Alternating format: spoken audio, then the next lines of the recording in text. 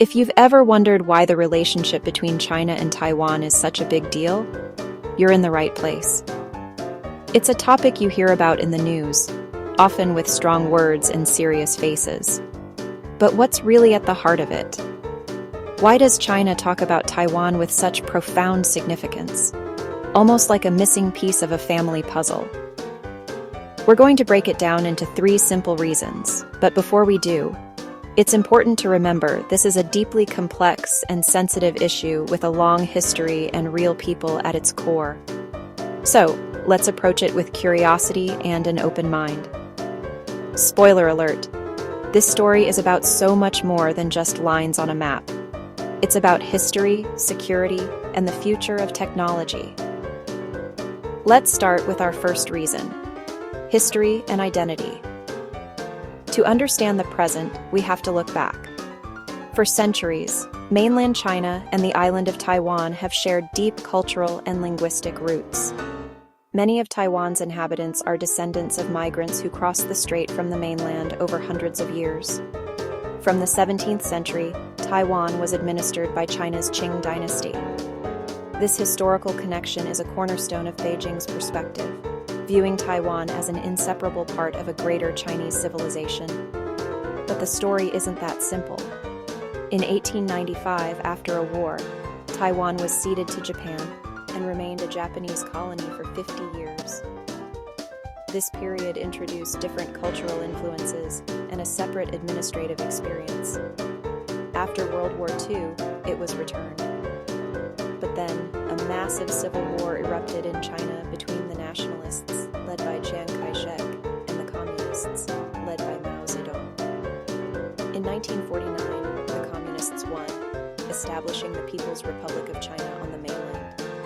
The defeated nationalists, along with about 2 million soldiers and civilians, retreated to Taiwan, establishing their government, the Republic of China, in Taipei.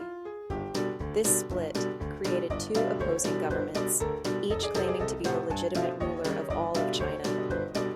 For Beijing, this is an unfinished chapter of the Civil War. Reclaiming Taiwan fits into a powerful narrative of national rejuvenation and correcting this century of humiliation, a period of foreign intervention and territorial loss. It's seen as the final step in reunifying the nation. However, over the decades, Taiwan has developed its own distinct identity, with a democratic government and a vibrant society. Many people in Taiwan, especially younger generations, see themselves as Taiwanese, not Chinese. This divergence in identity is at the emotional heart of the conflict. Now for our second reason: security and strategy. Take a look at where Taiwan is located. It's not just an island. It's a critical piece of geopolitical real estate.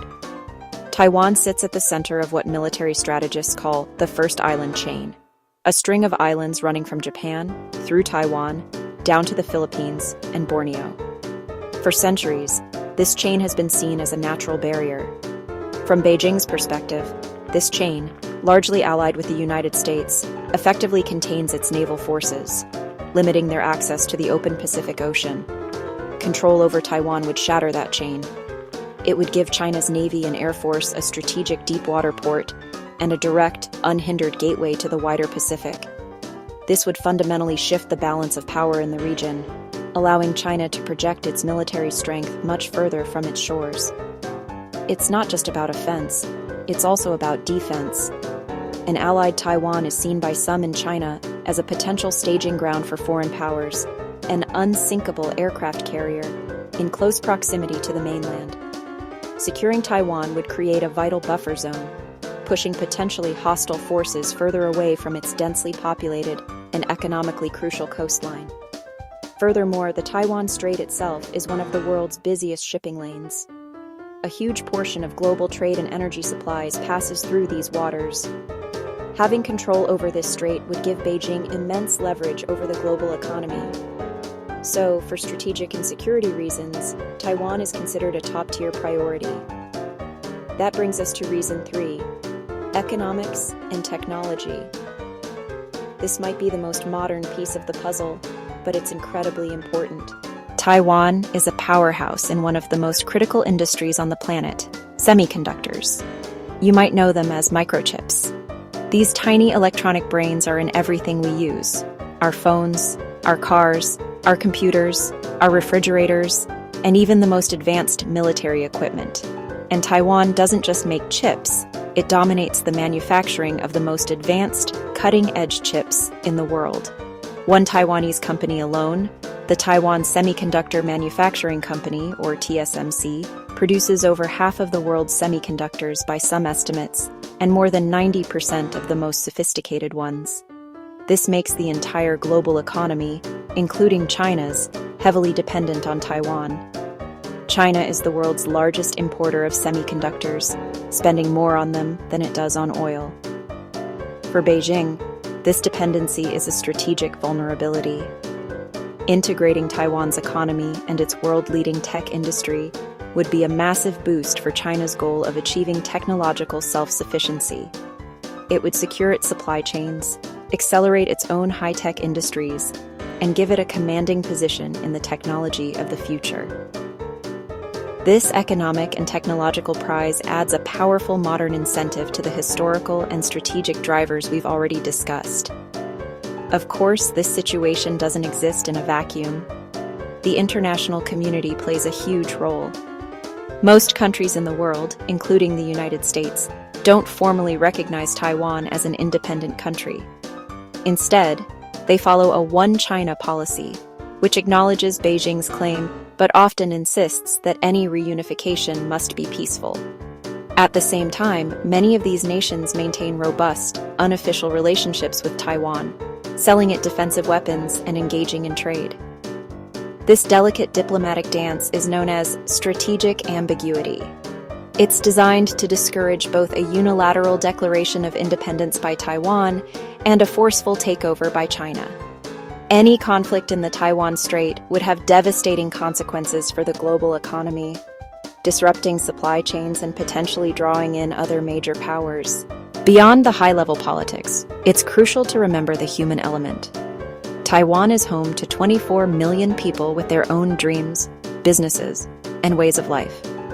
Public opinion in Taiwan is complex and varied. Some people feel a strong connection to Chinese culture and history, while others feel distinctly Taiwanese and strongly value their democratic freedoms. There are families with relatives on both sides of the strait, and deep economic ties exist, with countless Taiwanese businesses operating on the mainland and vice versa. The constant tension creates a backdrop of uncertainty for everyday life, influencing everything from personal decisions to business investments. This isn't just a theoretical chess game. It's about real people navigating a very complicated reality. So, what does the future hold? No one knows for sure. Analysts often discuss a few possible scenarios. One is the continuation of the current status quo, a delicate balance of economic interdependence and military posturing. Another path involves renewed dialogue and diplomacy, seeking a peaceful resolution that respects the aspirations of people on both sides.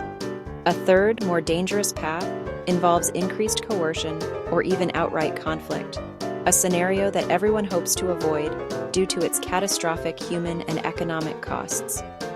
The future is unwritten, and the situation remains one of the most closely watched geopolitical flashpoints in the world. So, to recap, China's focus on Taiwan is a deeply layered issue. It's about a historical narrative of national identity and reunion. It's about a strategic calculation for regional security and global power projection. And it's about an economic ambition to lead in the technologies that will define the 21st century. This is a complex, ongoing story with real people, rich cultures, and profound global implications at its center. Understanding the different perspectives is the first step. As you continue to learn about it, remember to seek out multiple sources, listen to different voices, and most importantly, keep curious and kind when you discuss it.